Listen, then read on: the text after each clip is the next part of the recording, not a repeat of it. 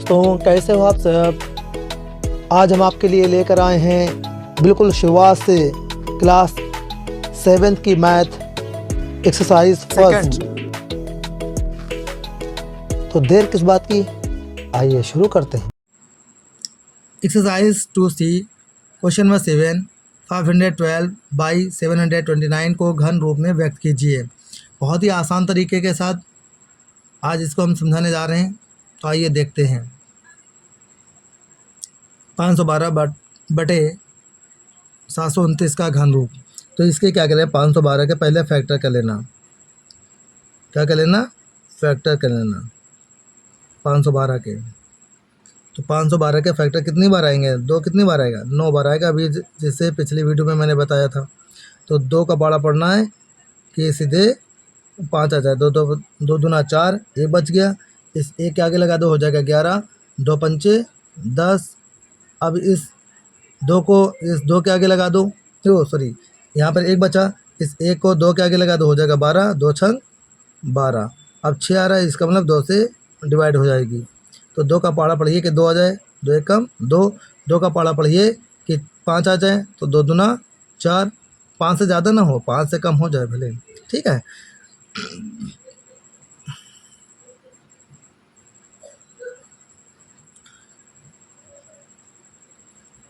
अब उसके बाद में क्या करेंगे, यहाँ पर 1 बच गया। इस 1 को 6 के आगे लगा दो, हो जाएगा 16। तो 2 8 16। अब 2 का पाड़ा पढ़ना है कि सीधे कितना हो जाएगा आपका, 12 आ जाए। तो 2 छंग 12। अब यहाँ पे 2 बच गया, सॉरी पूरा कट गया ना। 2 छंग 12। अब यहाँ पर 8 लाना है। तो 2 का पाड़ा पढ़िए, 8 आ जाए। 2 चक्कू 8। अब यहाँ पर फिर 4 आ रहा है, इसका मतलब 2 से कट जाएगी। 2 का पाड़ा पढ़िए कि 6 आ जाए। तो 2 3 6। अब यहाँ पर क्या है, 2 का पाड़ा पढ़िए कि 4 आ जाए। 2 दूना 4। अब फिर 2 आ रहा है, इसका मतलब 2 से कटेगी। तो 2 से काटना। 2 का पाड़ा पढ़िए कि 3 आ जाए। तो 2 एकम 2।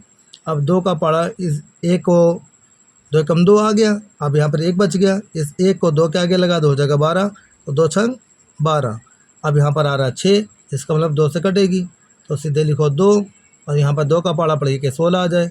तो 2 8 16। फिर 2 से कट जाएगी, काट लीजिए। 2 का पाड़ा पढ़िए कि 8 आ जाए। 2 चक्कू 8। समझ में आ रहा कि नहीं आ रहा? अब क्या करना है, फिर वही 4 आ रहा है, इसका मतलब 2 से कटेगी। तो 2 का पाड़ा पढ़िए कि 4 आ जाए। तो 2 दूना 4। फिर 2 से पाड़ा पढ़िए कि 2 आ जाए। 2 एकम 2। आई बात समझ में? अब इस तरीके से हमें क्या करना है, फैक्टर करना है 729 के। अब 729 के फैक्टर करके देख लेते हैं। तो यहाँ पर दिया है 729। क्लियर? अब विषम संख्या है तो विषम संख्या 9 विषम संख्या है ना, आखिर में इकाई का अंक विषम संख्या है। तो विषम संख्या से काटती है। तो सबसे छोटी संख्या क्या है? 3। तो 3 से काट के देखो। 3 का टेबल पढ़ो किससे बना जाए। तो 3 2 जा 6 और 3 4 जा 12 और 3 3 जा 9। 2 3 6, 1 बच गया, हो गया 12। 2 चक्कू 2 3 चौक 12, ठीक। 3 दूना 6, 1 बच गया, 12 हो गया। 3 चौक 12। फिर 3 त्रिका 9। अब 3 आ रहा, फिर इसका मतलब 3 से फिर इससे कटेगी। काट के देख लीजिए ना। 3 और 24 और 3 कम 3। फिर 3 से कटेगी। 8 एक 9 होता, 3 से कटेगी। तो 3 का पाड़ा पढ़िए कि 8 आ जाए। तो 3 दूना 6, 2 बच गया। अब हो जाएगा 1 आगे लगा दो। 1 के आगे 2 लगाओ, हो जाएगा 21। 3 सत्ते 21। फिर 3 से काट दीजिए 27 को। 3 9 27। फिर 3 से काट दीजिए। 3 त्रिका 9। फिर 3 से काट दीजिए। 3 कम 3। आई बात समझे? तो 512 के हमें क्या करना है, फैक्टर सीधे सीधे कर लेना है। तो फैक्टर क्या आए हैं 512 के, लिखना 512। अब यहाँ पर क्या करेंगे, तो 512 बटे 729 का घन रूप के लिए सीधे इसको क्या कर लिया हमने, जो इसके फैक्टर आए हैं उनको फैक्टर के रूप में लिख लिया। बटे 3 के जो 729 के जो फैक्टर आए हैं वो लिख लिया। अब लिखने के बाद क्या करेंगे, हमें घन को रूप बनाने के लिए 3 3 का जोड़ा बनाते हैं। 1 2 3 ऐसे 3 3 का जोड़ा बना लेंगे। तो यहाँ पर 3 का जोड़ा बनाएंगे तो सीधे हो जाएगा 2 दूना 4, 4 दूनी 8। तो सीधे ऐसे 8, ये फिर गुणे का निशान लगा है, गुणे 8, फिर गुणे 8, ऐसे हो गया। बटे इसका गुणा करेंगे तो 3 त्रिक कितना हुआ, 3 त्रिक 9, 9 त्रिक 27।